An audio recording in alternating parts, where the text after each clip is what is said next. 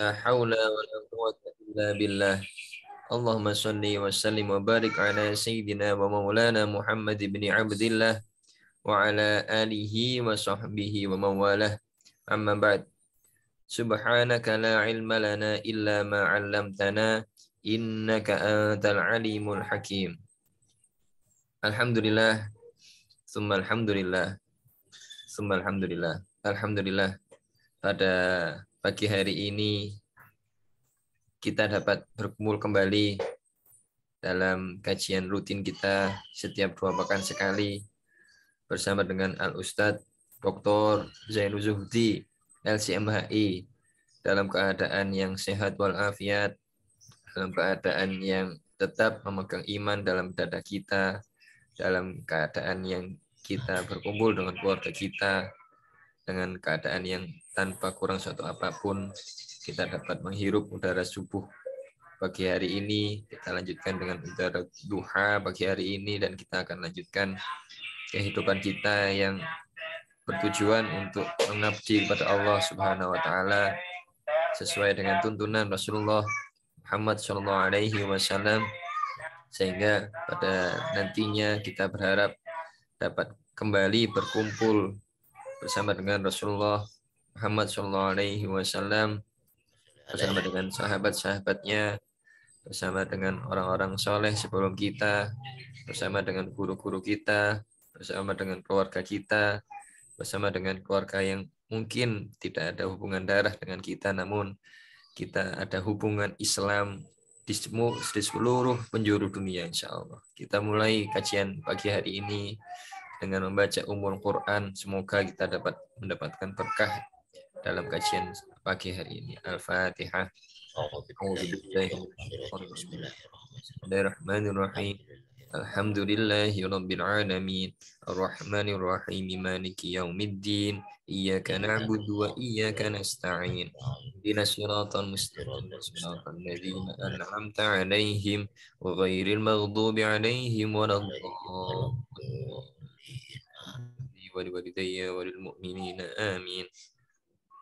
Selanjutnya kami serahkan waktu dan pertemuan Zoom kepada Al-Ustadz Dr. Zainul Zuhdi, LCMHI, untuk mengkaji kitab Lubabul Hadits karya Al-Imam Jalaluddin As-Suyuti. Tafadhol Ustaz. Assalamualaikum warahmatullahi wabarakatuh. Waalaikumsalam. Alhamdulillah wa syukurillah wa la hawla wa la quwwata illa billah. Wassalatu wassalamu ala Rasulillah Muhammad ibn Abdillah. Alhamdulillah, kita bersyukur kepada Allah Subhanahu wa taala, pada pagi hari ini kita kembali bertemu dalam mengaji. Kita ingat di pesantren Mas Agung ya, kalau pagi habis subuh itu ngaji. Mudah-mudahan kita semuanya dibimbing oleh Allah dengan rahmatnya, dengan ampunannya, amin Allahumma amin, dan diberi ilmu yang manfaat, ilmu yang barokah, amin Allahumma amin. Salawat dan salam mudah-mudahan tercurah limpahkan kepada junjungan kita Rasulullah Muhammad Sallallahu Alaihi Wasallam, seorang hamba Allah yang sangat kita harapkan syafaatnya. Mudah-mudahan kita semuanya diberi syafaat oleh Rasulullah Muhammad Sallallahu Alaihi Wasallam. Pada pertemuan yang lalu kita sudah khatam ya ngaji kitab Hadis Arba'in yang ditulis oleh Ad-Dimsyiki, Imam Nawawi Ad-Dimsyiki. Sekarang kita akan mengkaji kitab hadis yang lain, yaitu Lubabul Hadits. Kemarin itu sebenarnya sama Mas Agung saya tawarkan ya Riyadhus Shalihin atau kitab kitab Bulughul Maram atau kitab Mukhtarul Ahadits. Tapi kemudian saya cari-cari lagi, ternyata menemukan kitab yang cukup baik untuk kita kaji, yaitu Lubabul Hadits.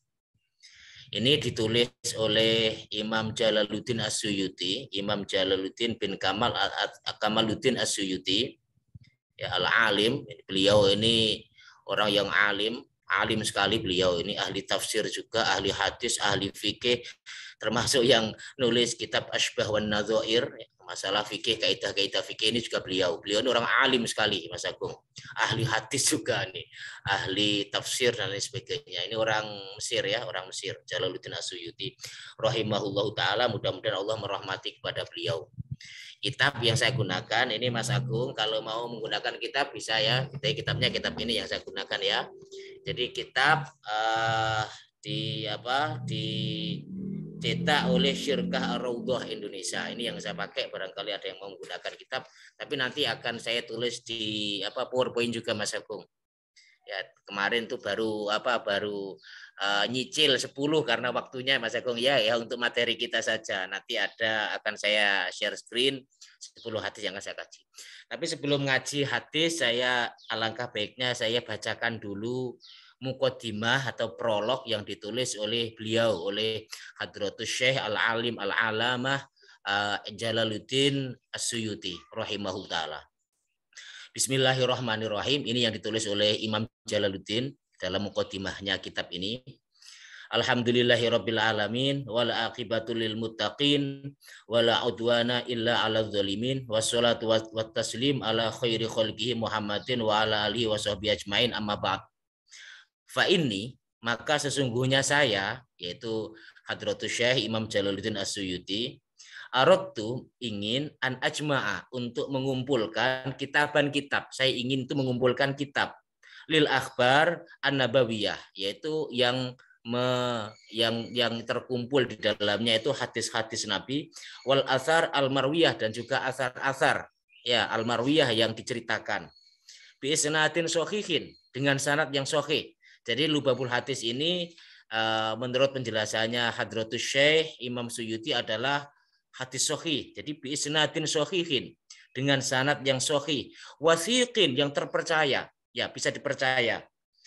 Fatarahtu al-asanid, akan tetapi saya membuang sanad-sanad. Jadi dalam kitab ini sanadnya sengaja tidak ditulis memang oleh Imam Jalaluddin As-Suyuti, tapi sudah dikasih tahu kita bahwa hadisnya ini sudah sahih, sanadnya sudah diteliti oleh Imam Jalaluddin As-Suyuti. Ya, tetapi sekali lagi dalam kitab ini hadis-hadisnya tidak ditulis, sudah dijelaskan di sini oleh Hadratus Syekh Imam Jalaluddin. Jadi fatarahtu al-asanid, saya buang sanad-sanad yang ada, langsung saja qolan Nabi. Nanti begitu. Beda dengan kemarin, kalau kemarin kan masih ada an siapa, sekarang sudah tidak ada sanadnya. Jadi langsung qolan Nabi. Tapi sudah dikasih garansi oleh Imam Suyuti bahwa hadis-hadis yang beliau tulis ini adalah bi isnadin sahihin wasiqin. Sanadnya sahih dan juga bisa dipercaya. Wa wada'tu, maka saya meletakkan dalam kitab ini, membuat arba'ina baban, 40 bab. Jadi dalam kitab ini ada 40 bab. Fi kulli babin, pada setiap bab asyaratu ahadits, ada 10 hadis. Jadi nanti kita akan pelajari 40 bab Mas Agung. 40 bab. Kalau kemarin tuh 42 hadis ya, 41 42 kemarin tuh. Sekarang 40 bab, satu babnya isinya 10 hadis. Wasammaituhu, dan saya namakan kitabku ini Lubabul Hadis. Ini yang menamakan adalah Imam Jalaluddin As-Suyuti, yaitu Lubabul Hadis. Artinya adalah hadis-hadis pilihan. Di sini fadilah-fadilah isinya itu. Wa asta'inu billah, dan saya meminta tolong kepada Allah Subhanahu wa taala Al-Azim, yang Maha Agung, alal qaumil kafirin, atas orang-orang yang kafir, orang-orang yang ingkar kepada Allah Subhanahu wa taala. Karena pasti kebaikan itu ada musuhnya dan lain sebagainya, termasuk dalam menyampaikan kebenaran pasti ada yang kurang suka dan lain sebagainya. Maka Imam Jalaluddin As-Suyuti ini meminta pertolongan kepada Allah Subhanahu wa taala. Al-babul awal, bab yang pertama, fi fadilatil ilmi, membahas tentang keutamaannya ilmu, wal ulama, dan ulama, tentang keutamaannya ilmu dan ulama. Al-babus tsani, bab yang kedua, fi fadilati la ilaha illallah, yaitu keutamaan tentang membaca la ilaha illallah. Al-babus tsalits, bab yang ketiga, fi fadilati bismillahirrahmanirrahim, keutamaannya membaca bismillahirrahmanirrahim. Al-babur rabi, bab yang keempat, fi fadilatis sholati ala nabi sallallahu alaihi wasallam, tentang keutamaan membaca sholawat kepada Rasulullah Muhammad sallallahu alaihi wasallam. Al-babul khamis, bab yang kelima, fi fadilatil iman, tentang keutamaannya beriman. Al-babus sadis, bab yang keenam, fi fadilatil wudu, tentang keutamaannya wudu. Al-babus sabi, bab yang ke-7 fi fadilati siwak, tentang keutamaannya siwak. Al-babus samin, bab yang ke-8 fi fadilatil adzan, tentang keutamaannya adzan. Al-babut tasik, bab yang ke-9 fi fadilati sholatil jamaah, tentang keutamaannya sholat berjamaah. Al-babul ashir, bab yang ke-10 fi fadilatil jum'ah, tentang keutamaannya Jumatan. Al-babul hadi asyar, bab yang ke-11 fi fadilatil masajid, tentang keutamaannya masjid. Al-babus tsani asyar, bab yang ke-12 fi fadilatil amaim, tentang keutamaannya memakai imamah atau memakai serban. Al-babus tsalits, bab yang ke-tsalitsah asyar, bab yang ke-13 fi fadilatis shaumi, tentang keutamaannya berpuasa. Al-babur rabi asyar, bab yang ke-14 fi fadilatil faraid, tentang keutamaannya hal-hal yang difardukan oleh Allah. Al-babul khamis, bab yang kelima, al-khamisah asyar, bab yang ke-15 fi fadilatis sunan, tentang fadilahnya sunah-sunah. Al-babus sadis asyar, bab yang ke-16 fi fadilatiz zakah, tentang keutamaannya zakat. Al-babus sabi asyar, bab yang ke-17 fi fadilatis sedekah, tentang keutamaannya sedekah. Al-babus tsamina asyar, bab yang ke-18 fi fadilatis salam, tentang fadilahnya uluk salam. Al-babut tasi asyar, bab yang ke-19 fi fadilatit du'a, tentang keutamaannya berdoa. Al-babul ishrun, bab yang ke-20 fi fadilatil istighfar, tentang keutamaannya istighfar. Al-babul hadi wal ishrun, bab yang ke-21 fi fadilatil dzikrillah, tentang keutamaannya ingat Allah, zikir kepada Allah Subhanahu wa taala. Al-babus tsani wal ishrun, bab yang ke-22 fi fadilatit tasbih, keutamaannya bertasbih. Al-babus tsalits wal ishrun, bab yang ke-23 fi fadilatit taubah, tentang keutamaannya bertaubat. Al-babur rabi' wal ishrun, bab yang ke-24 fi fadilatil fuqara, tentang keutamaannya jadi orang fakir. Ini ada keutamaannya jadi orang fakir ya, fi fadilatil fuqara. Al-babul khamis, bab yang ke-25 al-wal ishrun 25 fi fadilatin nikah, tentang keutamaannya menikah. Al-babus sadis wal ishrun, bab yang ke-26 fi tasdidiz zina, tentang beratnya dosa zina itu. Al-babus sabi' wal ishrun, bab yang ke-27 fi tasdidil liwat, tentang beratnya dosa liwat, homoseksual. Al-babus tsamin wal ishrun, bab yang ke-28 fi man'i syurbil khamri, tentang larangan meminum khamr.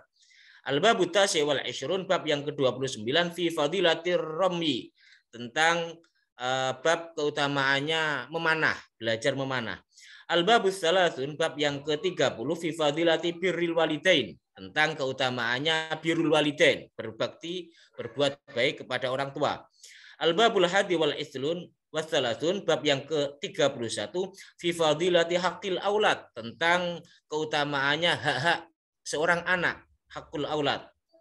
Al-babus tsani wasalatsun, bab yang ke-32 fi fadilati tawadhu, tentang keutamaannya tawadhu, andap asor. Al-babus tsalis wasalatsun, bab yang ke-33 fi fadilati sukut, tentang keutamaannya banyak diam. Ya, tidak banyak bicara.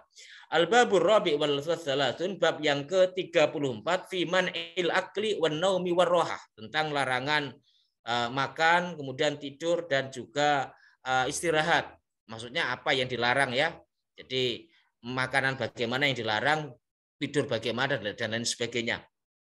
Al-babul khamis wasalatsun, bab yang ke-35 fi man'id dhahki, tentang larangan tertawa ya. Apa yang dilarang, tertawa yang bagaimana yang dilarang oleh Allah Subhanahu wa taala dan lain sebagainya.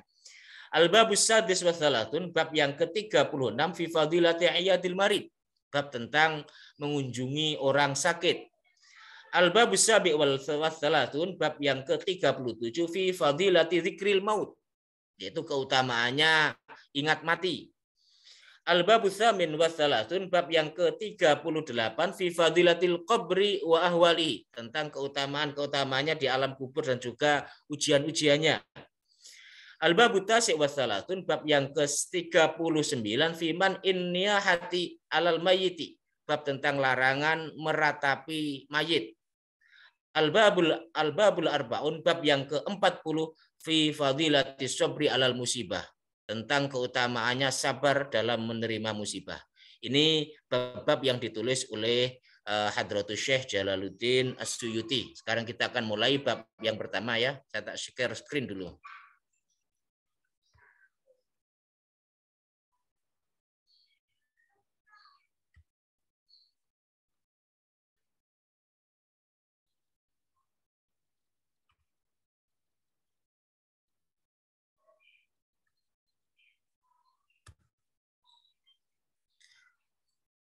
Bismillahirrahmanirrahim. Al-babul awal fi fadilatil ilmi wal ulama. Bab yang pertama ini tentang keutamaannya ilmu dan ulama. Qala an-nabi, qala bersabda, tadi sudah saya katakan ya, sudah dijelaskan oleh muallif bahwa beliau tidak mencantumkan sanad, tetapi sudah dikasih garansi bahwa hadis-hadis ini adalah sahih secara sanadnya dan juga bisa dipercaya. Qala an-nabi, qala bersabda an-nabi Nabi sallallahu alaihi wasallam li Ibnu Mas'ud kepada sahabatnya Ibnu Mas'ud radhiyallahu anhu. Ya Ibnu Mas'ud, wahai Ibnu Mas'ud, julusuka sa'atan, dudukmu sesaat saja fi majlisil ilmi, di dalam majlis ilmu, la tamassu qalaman, kamu itu tidak memegang pena, ya. Jadi diam, tidak memegang pena saja, apalagi memegang pena kalau ditulis, tidak memegang saja. Wala taktubu harfan, dan juga tidak kamu tulis itu satu huruf pun. Ya, jadi wis gak nulis yoga apa gak megang pena, gak nulis, maksudnya ngrungokne tok lah ya. Ngrungokne tok saja ya. Itu khairun laka, lebih baik laka untukmu min itqi alfi raqabah, daripada memerdekakan 1000 budak. Ya. Kita datang ke majelis ilmu kemudian mau mendengar saja. Ya, meskipun tidak mau mencatat. Yang lebih baik memang mencatat Mas Agung biar nggak lupa ya. Jadi ilmu itu ditaleni dengan mencatat. Anda tidak mau mencatat pun, tidak mau menulis pun, itu dawuhnya Rasulullah itu khairun laka, lebih baik untukmu min idqi alfi raqabah, daripada memerdekakan 1000 budak. Padahal apa? Padahal pahalanya memerdekakan 1000 budak itu luar biasa. Besar sekali pahalanya yang memerdekakan 1000 budak itu.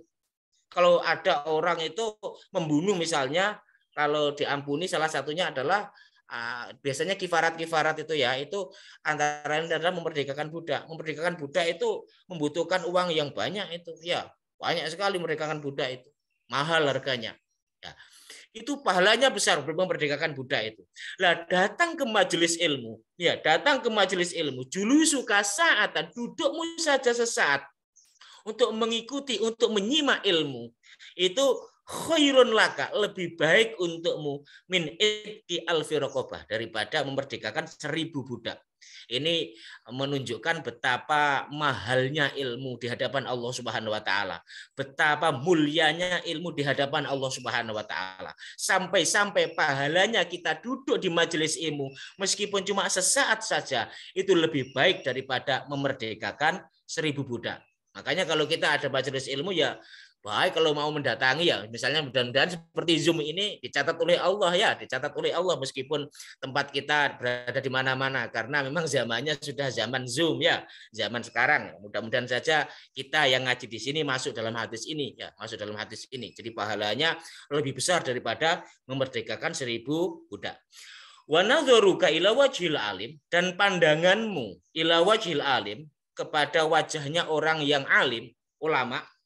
Jika kamu itu memandang seorang ulama, ya, itu khairun laka, lebih baik laka untukmu min alfi farosin, daripada 1000 kuda, tasoddaqta, yang kau sedekahkan biha dengannya, fisabilillah, di jalan Allah. Masya Allah ya.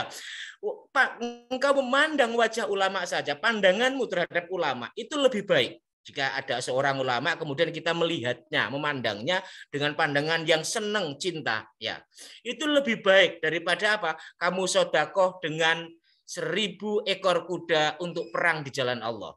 Ya zaman dulu kan perangnya pakai kuda ya, zaman sekarang perangnya pakai tank, ibaratnya seperti itu. Itu lebih baik daripada kamu itu sedekah tank misalnya 1000 atau pesawat tempur 1000 untuk perang di jalan Allah. Itu lebih baik melihat seorang ulama, wajahnya seorang ulama. Ini menunjukkan bahwa ulama itu mulia di hadapan Allah, mulia dan dimuliakan oleh Allah Subhanahu wa taala. Ulama itu orang yang diberi ilmu oleh Allah. Nanti ada penjelasannya ya, ulama itu kriterianya bagaimana. Jadi tidak semuanya ulama. Makanya disebutkan al ulama waratsatul anbiya. Ulama itu pewaris nabi. Maka tidak semua orang yang dikatakan ulama itu ulama, enggak. Kadang-kadang ada ulama entertainment ya, ada ulama apalagi ulama politik juga ada ya. Ya ulama yang bagaimana? Yang dimaksud dalam hadisnya Nabi ini. Yang jika kita melihatnya itu lebih baik daripada sedekah 1000 ekor kuda ya, yang untuk perang itu. Dan nanti akan ada penjelasannya ya. Ini. Jadi alim al ulama itu khairun laka min alfi farosin tasaddaqta biha fi sabilillah. Wa salamuka, dan uluk salammu ya. Uluk salammu alal alim, atas orang alim, misalnya ada ulama kemudian kita assalamualaikum misalnya ya, assalamualaikum ya syekh misalnya ya. Itu khairun laka, lebih baik laka untukmu min ibadati alfi sanatin, daripada ibadahnya alfi sanatin 1000 tahun, lebih baik daripada beribadah 1000 tahun. Masya Allah, ini menunjukkan bahwa ulama itu di hadapan Allah itu tinggi sekali, mulia sekali, sampai-sampai ibadah selama 1000 tahun dibanding dengan uluk salam kita kepada ulama itu lebih baik uluk salam kita kepada ulama. Ini pesannya Rasulullah kepada Hadratus Sahabah Ibnu Mas'ud ya, Hadratus Sahabah Ibnu Mas'ud. Ini menandakan betapa ilmu sama ulama itu betapa mulianya dan dimuliakan oleh Allah Subhanahu wa taala. Ya, itulah ilmu itu. Seperti itu memang ilmu itu. Makanya dalam Al-Qur'an disebutkan bayarfa'illahu alladziina aamanu minkum walladziina utul ilma darajat. Ya. Dengan orang-orang yang berilmu itu akan diangkat derajatnya oleh Allah Subhanahu wa taala. Ya, cuman ulama itu nanti akan kita bahas mungkin dalam hadis yang lain, mungkin akan disebutkan ya. Kemudian selanjutnya hadis yang kedua, waqala sallallahu alaihi wasallam, waqala, dan bersabda sallallahu alaihi wasallam Rasulullah Muhammad sallallahu alaihi wasallam, faqihun wahidun, faqihun satu orang faqih. Tapi pada zamannya Rasulullah, Mas Agung, yang disebut faqih, ahli fikih, faqih itu bukan hanya ahli fikih saja pada zamannya Rasulullah. Karena fikih pada zamannya Rasulullah itu orang yang sangat dalam agamanya, itu namanya fikih. Orang yang sangat dalam agamanya. Tapi kemudian fikih menjadi cabang keilmuan tentang hukum Islam itu pada masanya Imam Abu Hanifah, kemudian dikerucutkan lagi, dispesifikkan lagi pada zamannya Imam Syafi'i. Kemudian fikih menjadi sebuah al-ilmu bil ahkam asy-syar'iyyah al-amaliyah al-muktasab min adillatiyah tafsiriyah. Jadi ilmu tentang hukum Islam itu pada zamannya Imam Syafi'i. Pada zamannya Rasulullah ini fikih itu adalah orang yang mendalami agama, dalam agamanya. Itu namanya fikih, fuqaha atau faqih, itu orang yang dalam agama. Maka dalam hadis ini harus difahami pada masa Rasulullah, tidak difahami pada masa sekarang. Kalau difahami pada masa sekarang ya ahli fikih, ahli syariat ya. Sementara ahli tafsir tidak masuk ya. Ahli apalagi misalnya ahli balaghah tidak masuk, ahli tasawuf tidak masuk ya. Kalau kita pahami pada zaman sekarang. Maka cara memahami hadis ini harus pada zaman dahulu, yaitu fikih pada zaman Rasulullah Muhammad SAW. Bahasa fikih itu untuk orang yang mendalami agama, bukan hanya hukum saja, tetapi juga agama ajaran-ajaran agama yang lain. Faqihun wahidun, orang yang mendalami satu orang yang mendalami agama, mutawarriun, lagi wirai. Wirai itu terku malayani, meninggalkan apa yang tidak penting. Jadi kalau ada ulama kemudian kok meninggalkan apa yang tidak penting, jangankan yang haram, ya, jangankan yang haram, yang mubah saja jika tidak penting ditinggalkan. Jika penting baru dijalani. Ini cirinya ulama itu, Mas Agung. Jangankan yang haram. Ya, cirinya ulama itu, wirai itu. Jangankan yang haram, yang mubah saja jika tidak penting tidak dilakukan. Jadi yang penting-penting saja yang dilakukan itu, yang darurat saja. Yang darurat ini ulama itu. Ya, ulama itu yang seperti ini, yang wirai, mutawarri'un. Wirai, yang meninggalkan hal-hal yang tidak penting. Yang haram ya pasti ditinggalkan, ya, yang makruh ditinggalkan. Yang makruh ditinggalkan, ini ulama yang betul-betul ulama ini ya. Faqihun wahidun, ulama yang faqih, yang mendalami agamanya satu orang saja, mutawariun, lagi wirai. Iku asyaddu ala syaitani, asyaddu lebih sulit ala syaitani, atas setan untuk menggodanya, min alfi abidin, dibandingkan dengan 1000 orang abid mujtahidin, lagi ijtihad, lagi giat.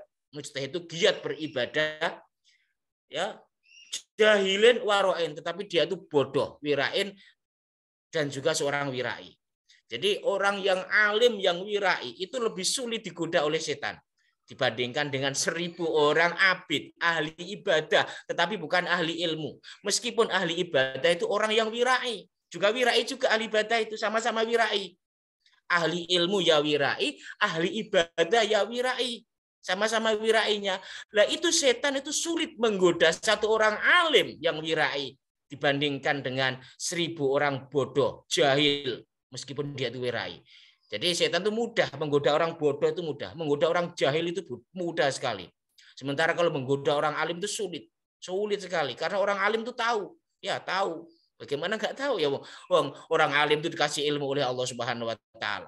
Orang jahil itu mudah dibohongi, orang bodoh itu mudah dibohongi. Ya, jadi apa itu pokoknya sangat mudah lah dibohongi oleh setan, disesatkan oleh setan sangat mudah. Maka potensinya orang jahil sesat itu besar kalau tidak mau mengikuti seorang alim. Besar potensinya orang bodoh. Makanya orang bodoh ke ahli ibadah itu bahaya, Mas Agung.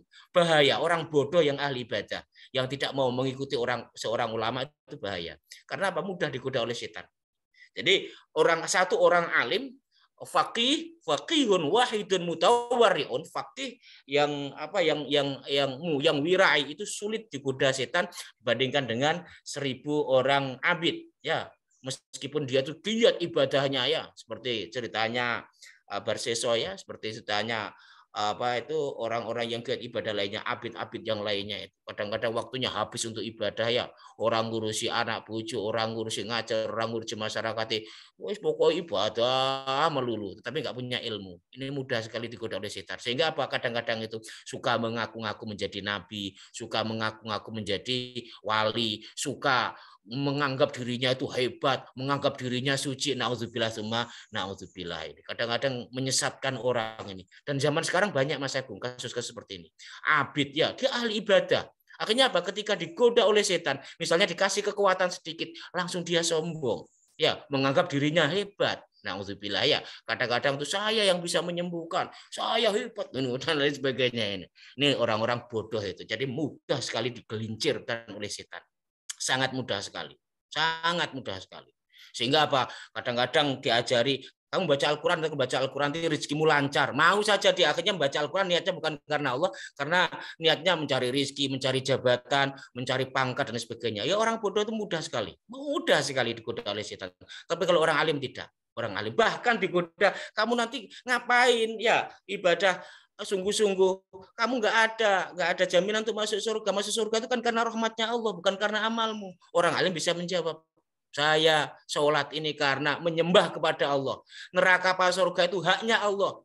Saya nggak apa-apa masuk neraka asalkan di dunia ini saya sudah sholat, lebih baik daripada saya masuk surga di dunia tidak sholat. Itu orang alim tuh, ya. Jadi menter, digoda apa saja itu menter. Dibisikin setan misalnya, kamu hebat, kamu seorang wali. Apa? Saya kok wali? Wali itu takut kepada Allah Subhanahu Wa Taala. Wali itu bersih dari nafsu. Saya seuwake nafsu nih. Rupaku koyo ngene kok wali, dasar setan misalnya, ya. Seperti itu. Jadi kalau alim itu digoda tuh menter sudah. Menter digoda. Tapi kalau jahil digoda sedikit saja sudah. Ya. Makanya di sini disebutkan seperti itu, ya. Faqihun wahidun mutawarri'un. Seorang fakih, orang yang dalam agamanya wirai itu sulit digoda setan dibandingkan dengan 1000 orang ahli ibadah tetapi tidak wirai. Dan zaman sekarang banyak, Mas Agung, orang-orang yang kadang-kadang nyun sewu, kadang-kadang secara fisiknya itu koyok-koyok ahli ibadah, tapi kadang-kadang nggak berilmu, suka menyesatkan orang, suka menganggap kelompoknya itu ahli surga sendiri, orang lain tidak. Padahal Masya Allah dalam Al-Quran hadis itu bagaimana penjelasannya itu. Jadi zaman sekarang hati-hati, ya, banyak sekali abid-abid, kadang-kadang orang yang baru hijrah, kemudian kadang-kadang itu mengikuti, ya itulah, mengikuti orang yang kurang ilmunya, kadang-kadang bisa menjadikan dia seperti itu. Ya, ini. Jadi kita hati-hati, ya, hati-hati kita. Ini hadis yang kedua. Kemudian hadis yang ketiga, Waqala sallallahu alaihi wasallam, waqala dan bersabda sallallahu alaihi wasallam Rasulullah Muhammad sallallahu alaihi wasallam, fadlul alimi alal abidi. Fadlul alimi di sini afdol, tapi di sini sudah ditulis dicoret ya, salah, tidak ada alifnya tetapi langsung fadlu. Fadlul alimi, fadlul alimi keutamaannya orang alim alal abidi atas abid, ahli ibadah tapi enggak berilmu.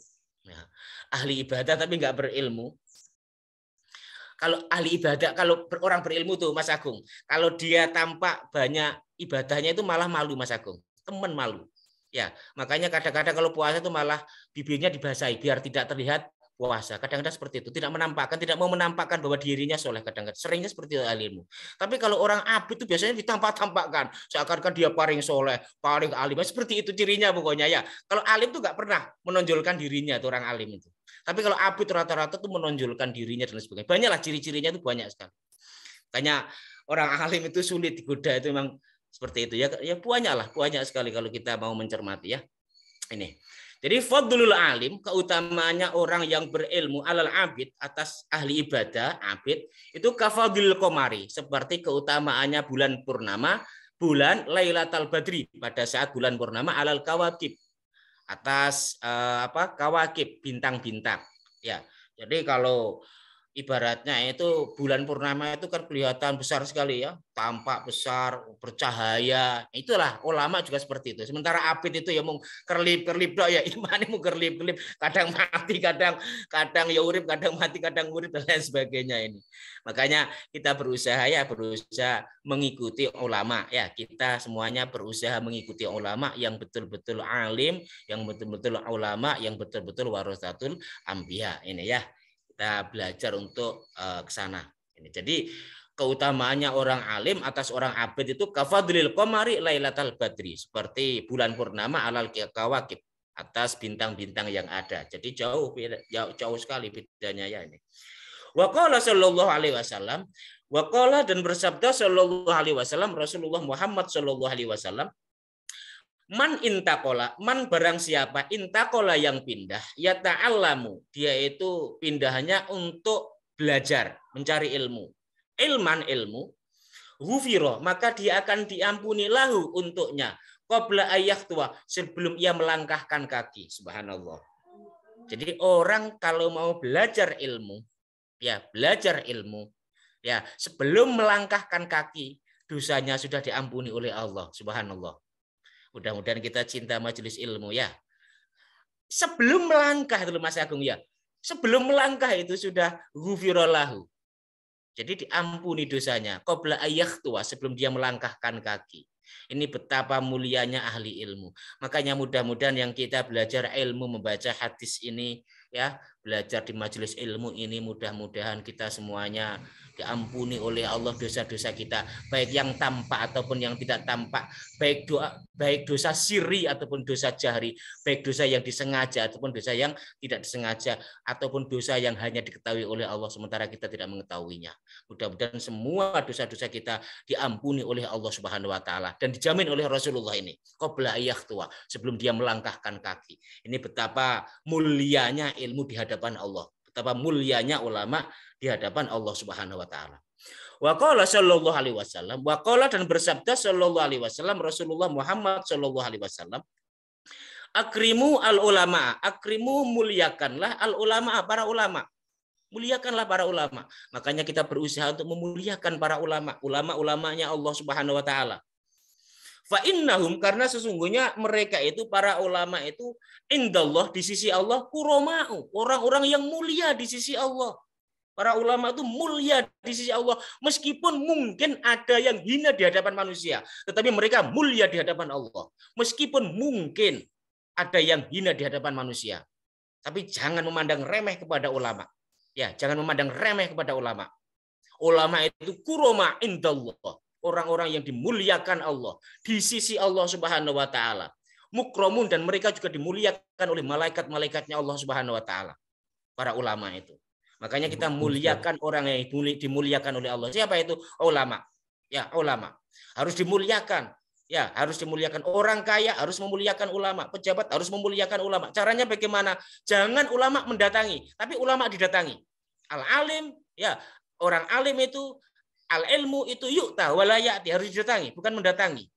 Makanya pejabat ataupun orang kaya itu sowan kepada ulama. Ya, jangan ulama disuruh sowan.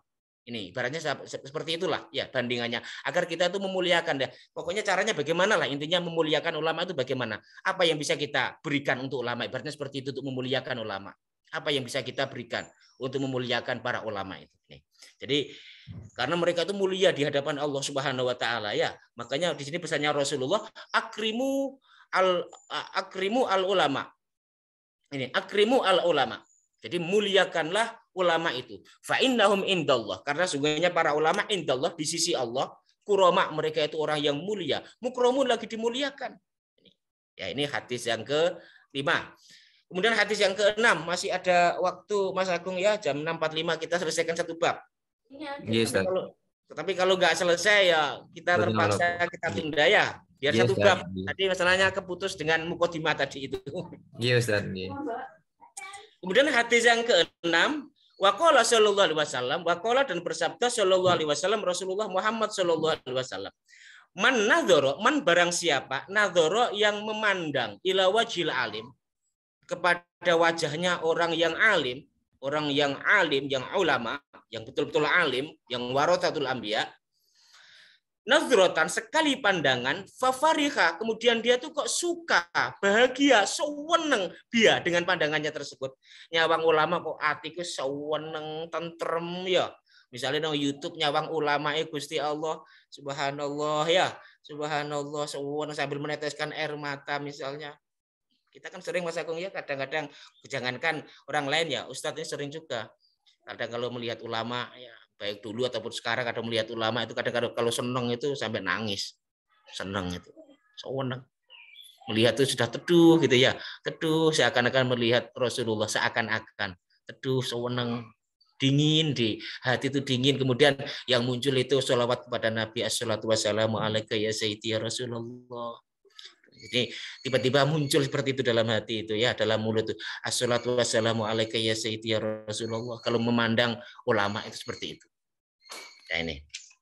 Tapi nggak usah disebutkan ya, nggak usah disebutkan lah, setiap orang nanti punya apa pandangan sendiri-sendiri ya. Ya nanti ini mukramun. Jadi fafarihabia, kemudian dia itu senang melihatnya itu. Khalaqallah, khalaqa Allah, maka kemudian Allah menciptakan mintilkan nazroh, dari pandangannya tersebut malakan, seorang malaikat. Gara-gara melihat seorang ulama kemudian sewenang sampai meneteskan air mata. Itu Allah akan menciptakan satu malaikat, Mas Agung. Akan menciptakan satu malaikat. Apa? Yastaghfirulahu. Malaikat tadi itu selalu memintakan ampun lahu untuknya. Ila yaumil qiyamah, sampai hari kiamat. Masya Allah. Khusus untuk orang yang melihat ulama. Bayangkan ini. Khusus untuk orang yang melihat ulama kok saweneng ya, dong ati kok saweneng. Gusti Allah menciptakan satu malaikat. Kemudian apa? Malaikat ini kemudian bertugas hanya untuk memintakan ampunan kepada orang yang memandang ulama dengan bahagia tadi. Terus ya Allah ampuni dia, ya Allah terus begitu, sehingga kalau melakukan dosa langsung tobat, melakukan dosa langsung tobat, tobatnya ya, mau maksiat ora iso misalnya, jadi tobat, dibimbing terus sama Allah Subhanahu wa taala. Terus dikasih khoter dalam hati, bisikan-bisikan kebaikan dalam hati. Ketika ada pengen marah kemudian tiba-tiba ada teguran dalam hati, jangan marah ya. Wal kadhiminal ghaid. Pengen apa ditegur lagi, misalnya pengen maksiat ditegur lagi. Waghadul basor misalnya dan lain sebagainya. Ya, kemudian apa? Kalau kebleset cepat bangkit, cepat bertaubat kepada Allah. Maka kalau ada orang yang seperti itu, bersyukurlah kepada Allah Subhanahu wa taala ya. Yaitu salah satunya antara lainnya ketika memandang ulama senang. Saking senangnya kadang-kadang matanya itu menangis. Kadang-kadang matanya menangis. Jangankan melihat wajahnya ya, melihat kaki beliau, melihat kaki ulama saja itu menangis, Mas Agung. Ada orang yang seperti itu, ada santri seperti itu. Melihat kaki gurunya saja itu nangis. Jangankan melihat wajahnya, kakinya saja nangis. Nangis karena senang. Tidak berani melihat wajahnya. Melihat kakinya saja itu sudah nangis. Itulah para ulama ya, para ulama. Ini jadi itu teringat masa lalu Mas Agus. Ini. Wa qala sallallahu alaihi wasallam, wa qala dan bersabda sallallahu alaihi wasallam Rasulullah Muhammad sallallahu alaihi wasallam, man akroma aliman, man barang siapa akroma yang memuliakan aliman, orang yang alim, siapa yang memuliakan orang yang alim, faqad akromani, maka dia telah memuliakanku. Siapa yang memuliakan ulama, dawuh Rasulullah, dia telah memuliakanku. Subhanallah, betapa mulianya ulama itu. Siapa yang mau memuliakan ulama, dia memuliakanku, dawuhnya Rasulullah. Waman akromani, dan barang siapa yang memuliakanku, faqad akramallah. Siapa yang memuliakan Rasulullah, dia telah memuliakan Allah Subhanahu wa taala. Waman akramallah, dan barang siapa yang memuliakan Allah Subhanahu wa taala, fama'wahul jannah, tempatnya adalah surga. Amin Allahumma amin. Dan siapa yang memuliakan Allah, tempatnya adalah surga. Makanya orang yang cinta ulama itu pasti dibimbing oleh Allah Subhanahu wa taala. Perkataannya dibimbing, bimbingan semuanya bimbingan.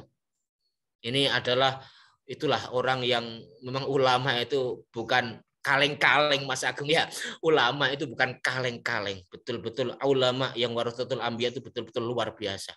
Dan siapa yang memuliakan mereka otomatis faqad akromani, telah memuliakan aku Rasulullah. Dan siapa yang memuliakan aku, dia memuliakan Allah. Dan siapa yang memuliakan Allah, fama'wahul jannah, tempatnya adalah surga.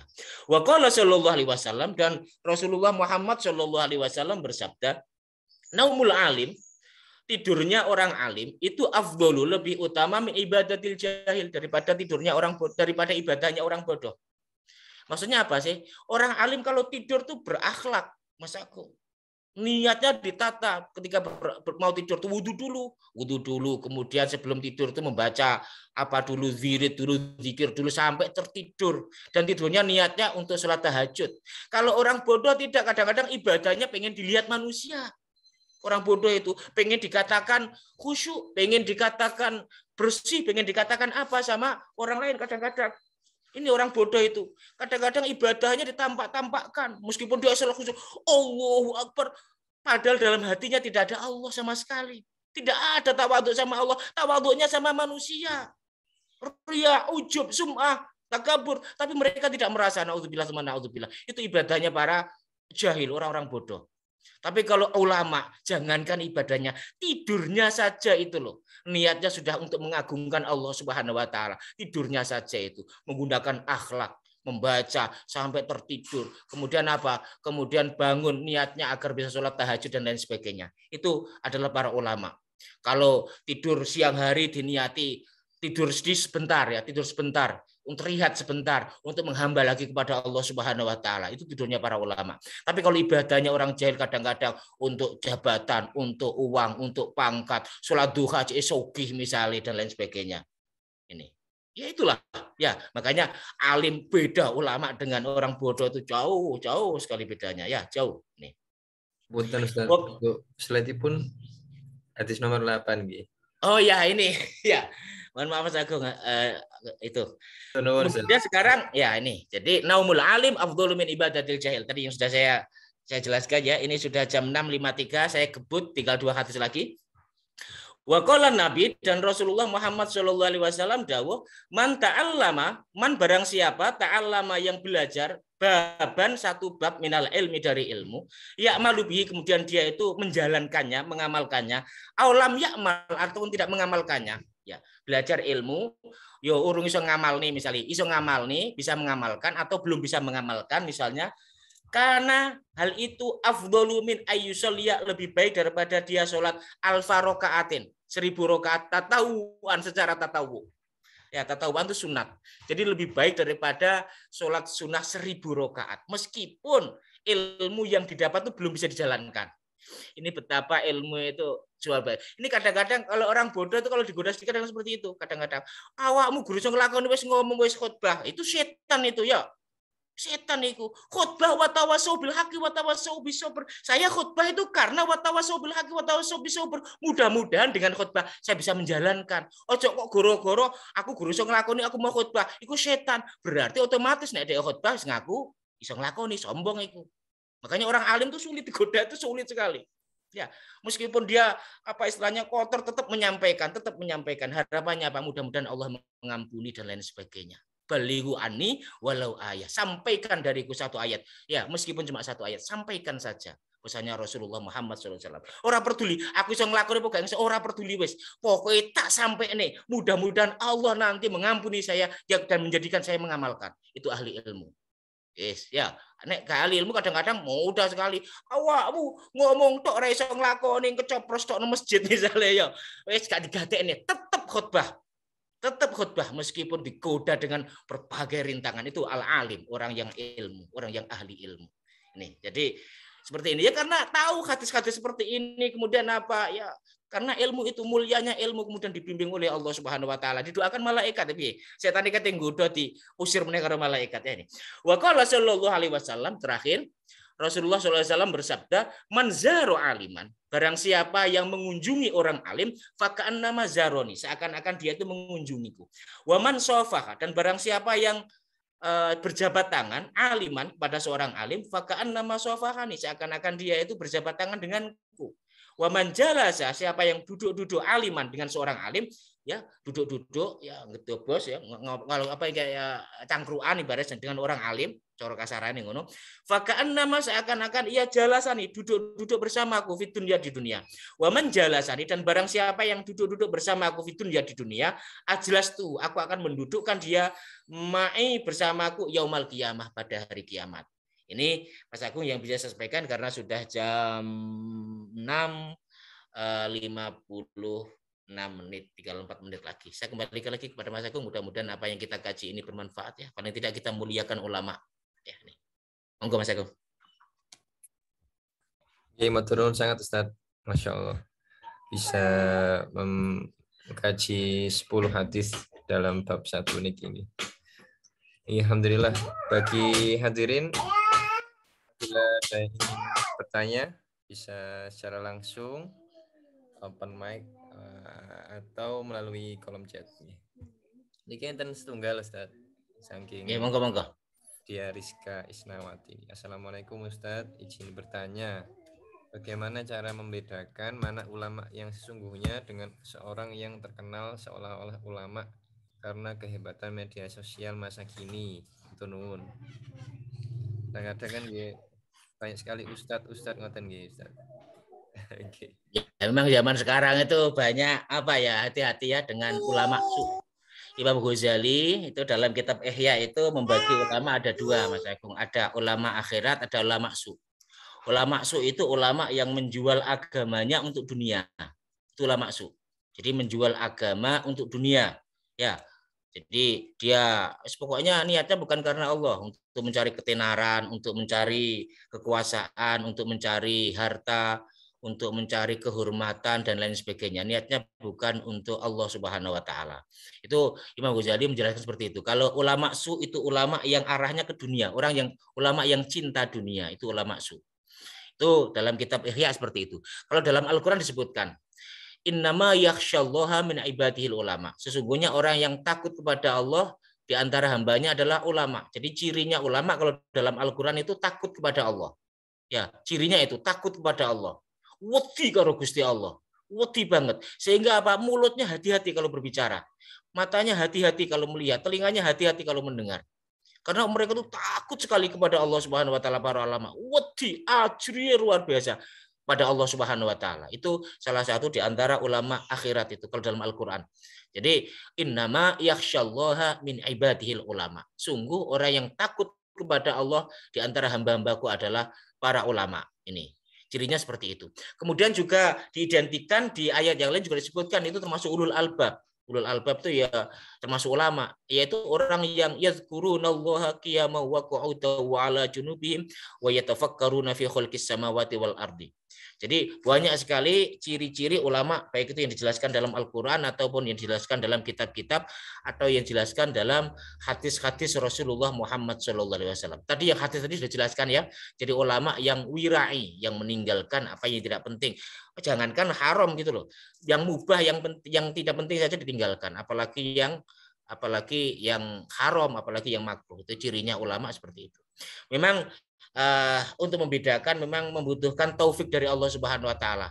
Maka kita kalau ingin tahu, ingin membedakan di dalam hati kita, sering-seringlah membaca sholawat kepada Nabi. Insya Allah nanti akan dibimbing oleh Allah Subhanahu wa taala. Tapi kalau ada orang tuh yang ya kadang-kadang sudah bisa ya membedakan, oh ini ulama akhirat, ini ulama dunia, itu kadang-kadang ada, tapi tidak bisa ditunjuk, nggak bisa ya, nggak bisa, nggak boleh. Jadi pokoknya mohon saja pertolongan kepada Allah Subhanahu wa taala agar hati kita mengikuti ulama yang betul-betul warasatul anbiya. Itu kalau dalam ihya mudah, pokoknya ulama akhirat sama ulama dunia. Kalau ulama dunia itu ulama su. Itu Mas Agung. Apa kata enten sanatnya ya Ustaz? Artinya dia belajar di mana di mana. Oh ya, iya Mas Agung, itu antara lain. Ya, bukan abal-abal, ulama betul Mas Agung ya, bukan ulama kaleng-kaleng ya. Ya pastilah, pastilah. Ulama itu pasti ditelurkan oleh ulama lah. Mas Agung misalnya saja jadi montir ya, pasti kan ada gurunya. Ojo meneh urusan ulama ya. Dokter saja Mas Agung, bisa nggak tanpa kuliah jadi dokter Mas Agung? Hanya membaca saja. Nggak bisa, ya toh? Ya harus kuliah, harus ada dosennya lah begitu ya. Harus ada yang membimbing, nggak bisa. Orang hanya membaca buku jadi ulama, orang iso rek. Ya nggak bisa. Nggak ada likok dengan gurunya, nggak ada barokah doa gurunya, nggak ada khidmahnya. Dari mana mau jadi ulama? Ibaratnya seperti itu. Ya harus ada gurunya, dan gurunya juga harus ada gurunya sampai kepada Rasulullah Muhammad SAW, Mas Agung. Jadi nanti kalau ada salah ditegur oleh gurunya, kamu salah ini, harus tegur, kamu jangan sombong, kamu jangan angkuh, terus ditegur, dipantau terus sama gurunya, ulama itu. Sampai dia betul-betul diberi ilmu oleh Allah Subhanahu wa taala. Jadi bukan kita belajar di Google ya, di browsing kemudian kita sudah tahu pointer agama lantas jadi ulama. Ya enggak seperti itu ya, enggak seperti itu. Jadi harus ada liqah barokah dan sebagainya. Nasab sanadnya harus jelas, harus ada. Betul sangat. Dan pertanyaan lagi di kolom chat oleh Bapak Agung. Kebetulan sama namanya dengan saya. Monggo. Kalau ulama yang punya karomah itu termasuk ulama yang akhirat ya Ustaz? Ya kadang kan maksudnya tidak mengajar namun memiliki karomah. Enten ulama yang dianggap oleh masyarakat memiliki karomah. Ya, ulama itu warasatul anbiya Mas Agung. Jadi pewarisnya para nabi, sekali lagi ya. Bukan pewarisnya Rasulullah Muhammad, bukan, tapi pewarisnya para nabi. Warasatul anbiya, pewarisnya para nabi. Para nabi itu ada yang seperti Nabi Musa Mas Agung. Jadi tongkatnya itu dipukulkan, kemudian air laut itu minyak. Nah, itu ya. Itu jadi punya tongkatnya dipukulkan minyak. Kemudian batu itu dipukul langsung muncul mata air ya.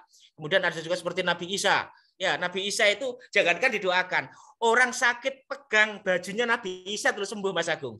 Enggak seperti itu. Ada ulama-ulama yang dikasih karomah oleh Allah seperti apa yang dimiliki oleh Nabi Isa, ada yang seperti Nabi Musa, macam-macam ulama itu tipikalnya. Ada yang seperti Nabi Ibrahim, ya, ada yang seperti Nabi Daud, ada yang seperti Rasulullah Muhammad SAW.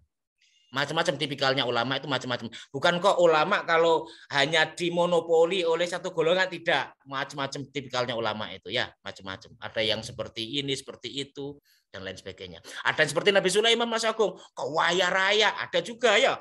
Ulama yang kaya raya seperti Nabi Sulaiman juga ada, tetapi dia tidak cinta harta. Jadi kekayaannya itu dipakai untuk menghamba kepada Allah Subhanahu wa taala. Kekayaannya dipakai untuk kebaikan-kebaikan dan lain sebagainya, untuk mengayomi banyak orang. Ada yang seperti itu. Ulama yang jadi raja juga ada ya. Ya jadi seperti Nabi lah, ada jadi raja dan lain sebagainya. Itu Mas Agung. Ustaz. Menawi dari penjelasan hadis-hadis tersebut tadi, termasuk keutamaannya ulama, kita menghargai ulama, kita cinta kepada ulama, bahkan melihat wajahnya pun Allah membuatkan satu malaikat yang beristighfar. Nah itu bagaimana kalau pada saat ini beberapa saudara kita mungkin itu mengkritik bahwa terlalu mencintai ulama bisa menjadi mengkultuskan. Bagaimana membedakan mengamalkan hadis-hadis ini dengan mengkultuskan yang mungkin cenderungnya memang negatif. Hati-hati dengan godaan setan ya, bukan mengkultuskan. Ya, Ustadz ini memuliakan, bahkan sangat memuliakan para ulama. Tapi dalam hati tidak pernah mentuhankan ulama, tidak pernah. Tidak pernah. Beliau itu kekasih-kekasihnya Allah Subhanahu wa taala. Jangan menjadikan orang lain tidak cinta ulama dengan menyebarkan informasi mengkultuskan ulama itu syirik. Jangan, nggak boleh itu. Ya, nggak boleh. Jadi harus tetap kita ajak orang untuk memuliakan ulama. Ya, nanti hatinya akan dibimbing oleh Allah Subhanahu wa taala. Jangan sampai kita itu menjadikan orang itu tidak memuliakan ulama. Nanti siapa tahu pertama mengkultuskan karena dia cinta ulama betul. Lama kelamaan Allah Subhanahu wa taala akan memberi hidayah. Siapa yang tahu? Enggak ada yang tahu. Ya, enggak ada yang tahu. Bagaimana takjubnya apa itu seseorang kepada ulama misalnya, kemudian gara-gara itu dia dibimbing oleh Allah, juga siapa yang tahu. Makanya sekali lagi tetap kita harus memuliakan ulama dan mengajak orang lain untuk memuliakan ulama, ya otomatis lah lambat laun nanti akan dibimbing oleh Allah Subhanahu wa taala tidak mengkultuskan ulama. Nanti ulama itu tidak ada kok, ulama itu Mas Agung yang mengajak untuk mengkultuskan dirinya sendiri, nggak ada. Pasti ulama itu mengajak untuk mengagungkan Allah, mengajak untuk memuliakan Rasulullah, mengajak untuk kebaikan. Nggak ada ulama yang menyuruh untuk muliakan saya, nggak ada itu. Kalau ada ya bukan ulama tapi orang lama itu Mas Agung. Itu ya, nggak ada ulama yang menyuruh untuk mengkultuskan saya, nggak ada. Jadi kalau bisa meskipun ada informasi seperti itu, kalau bisa janganlah, ya jangan sampai. Itu kebaikan, itu diperintah oleh Rasulullah loh ya, itu diperintah oleh Rasulullah. Misalnya saja ada orang sholat kemudian niatnya dia itu untuk mencari kekuatan, misalnya biar kebal Mas Agung, jangan larang sholatnya gitu loh. Tapi apa? Tapi tegurlah agar dia itu tidak mencari itu. Tapi memang step by step, pelan-pelan memang. Biarkan dulu saja. Gitu loh. Jadi bukan kok lantas gara-gara itu lantas duhanya dilarang, jangan. Duhanya itu disuruh ya. Yang tidak boleh apa? Dipakai untuk mencari dunia dan lain sebagainya. Itu loh Mas Agung. Jadi memuliakan ulama itu perintah Gusti Allah. Yang dilarang apa? Mengkultuskan misalnya, itu yang dilarang.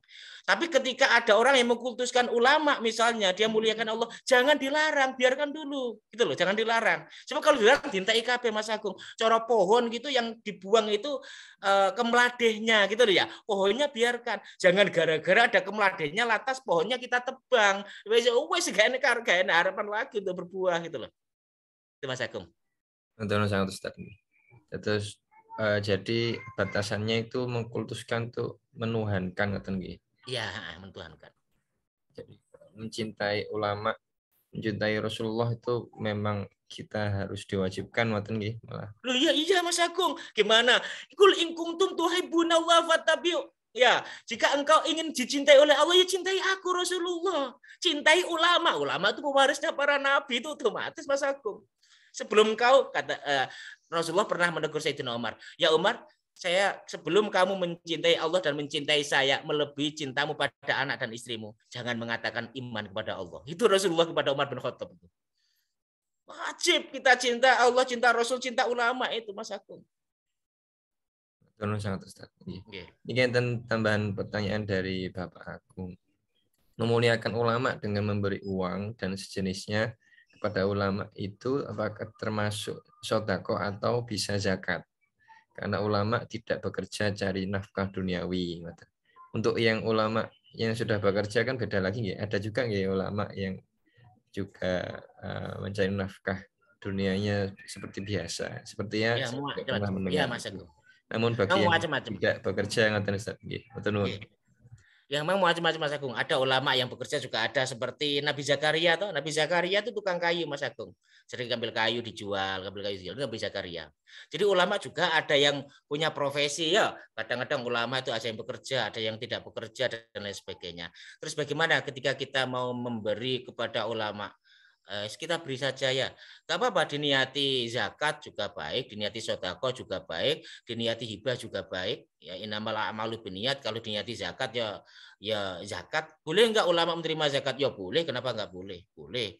Jadi termasuk walladzina ukhsiru fisabilillah. Dan zakat itu diberikan kepada orang yang uksiru, yang terkungkung fisabilillah di jalan Allah.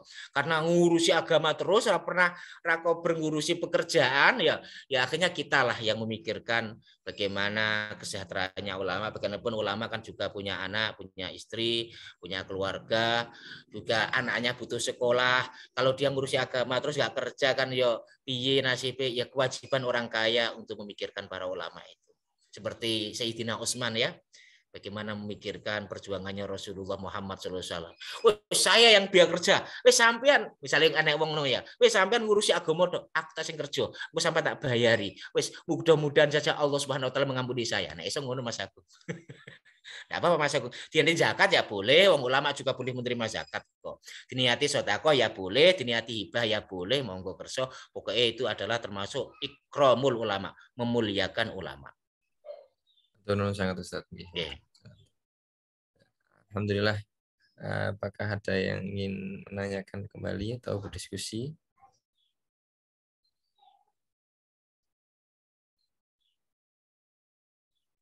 Bila belum ada, mohon dibantu untuk memimpin doa Ustaz. Nggih.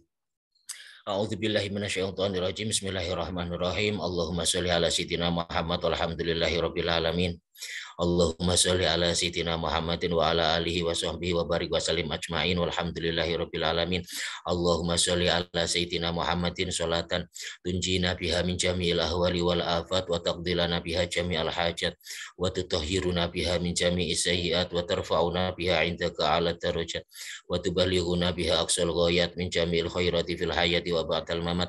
Allahumma ighfir lana dzunubana wa dzunuba abaina wa ummahatina wa ajdadina wa jaddatina wa masyayikhina wa masyayikhi masyayikhina wa asatidhina wa asatidhi asatidhina wa talamidhina wa azwajina wa dzurriyyatina wa ahlina wal muslimina wal muslimat wal mu'minina wal mu'minat al ahya'i minhum wal amwat.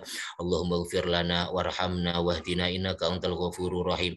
Allahumma anfa'na bima 'allamtana wa 'allimna ma yanfa'una wa zidna ilma. Rabbana atina fid dunya hasanah wa fil akhirati hasanah wa qina adzabannar. Sallallahu ala sayyidina Muhammad walhamdulillahirabbil alamin. Al-Fatihah.